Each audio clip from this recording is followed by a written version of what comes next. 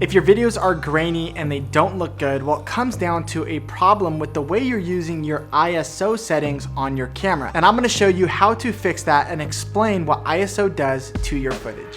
You gotta just press record. ISO is a way for you to brighten up your images, but it comes with a cost. Typically, to brighten up your video, you would maybe add more lights, or if you've seen our aperture video, and if not, you can click on the card and watch that first, but you could open up your lens all the way and let more light in. But let's just say that you've opened up your lens as much as you can, and maybe it's a dark scene, so you don't necessarily want to add more lights. Now, really, your last option would be to boost your ISO up. Boosting your ISO up just means increasing the ISO number. If you turn on your camera and you put it in manual mode, you are going to see on the screen the letters ISO, followed by a number. Now, most cameras' lowest number is ISO 100. So if you change your ISO on your camera to a higher number from, let's say, ISO 100 to ISO 1600, you're gonna notice that the image gets a lot brighter. Now, here's where you need to be really careful when it comes to increasing your ISO number. Yes, it might make your image look better because it's brighter,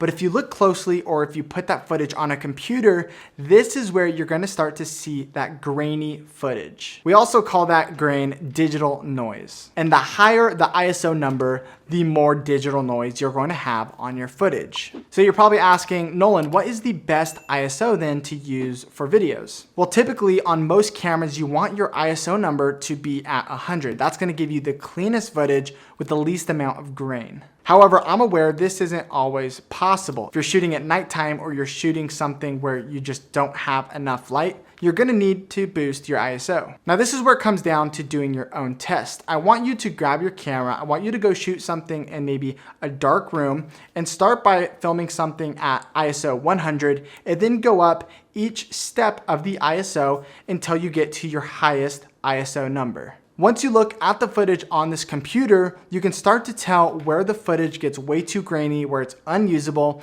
and then you would just make the decision to never go that high unless you had to. A lot of these newer cameras like the Sony a6600 actually do really well with these high ISO numbers.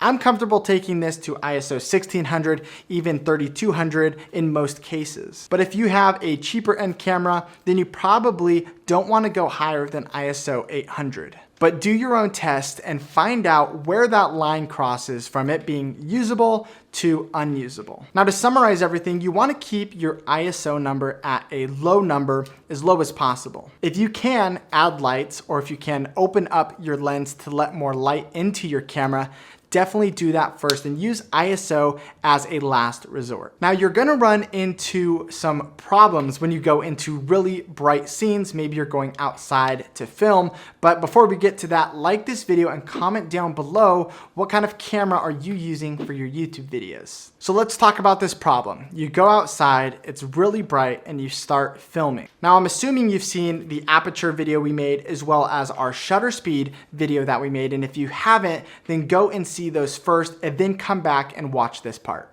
So we're outside and our shutter speed is at 1/50 because I'm shooting 24 frames per second. Now, it's a non-negotiable. I'm not going to change my shutter speed because I want to get the most realistic cinematic motion blur in this shot. So my next step would be to close my lens as much as possible. Now, this lens right here, the Sigma 30mm 1.4, can go down to f/16. Now, this closes the lens and darkens the image a lot, but this image is still too bright. There's things clipping, it just doesn't look good. At this point, you have two options. One would be to break the shutter degree rule and to crank that number up high, and then you're gonna get some choppy footage. But the right answer would be to use an ND filter. With an ND filter, you can screw it on top of the lens and darken your footage with that. I use an ND filter in every single video where I'm shooting outside. Now, if you want to go in depth with learning about ND filters and what it can do for your footage to get that blurry background even when you're outside in bright sunlight, then click on the screen right now to watch that video, and I'll see you in the next one.